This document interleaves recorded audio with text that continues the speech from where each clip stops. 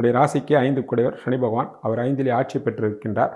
11 கூடிய சூரியன் 5லே இருப்பதினால் 14ஆம் தேதி வரை உங்களுடைய பிள்ளைகளிடத்தில் உங்களுக்கு ஏதோ கருத்து வேறுபாடுகளோ அல்லது விரோதங்களோ அல்லது வைத்திய செலவுகளோ வரலாம்.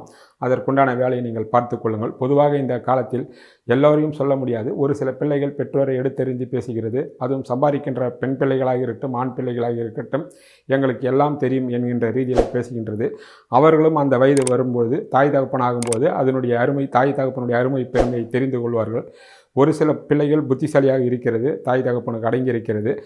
இப்போ எதிர்த்து பேசக்கூடிய பிள்ளைகளுக்கெல்லாம் காலம்தான் அவர்களுக்கு அந்த அனுபவ பாடத்தை தரும். 14ஆம் தேதி வரை பிள்ளைகளை நீங்கள் நண்பர்கள் போல் நடத்துங்கள். தேவையில்லாமல் உங்களை எதிர்த்து பேசக்கூடிய சூழ்நிலைகள் உருவாகும். அதுதான் சூரியனுடைய சேர்க்கை. 14ஆம் தேதிக்கு பிறகு சூரியன் மாறிவிட்ட பிறகு நிலைமை சீராகிவிடும்.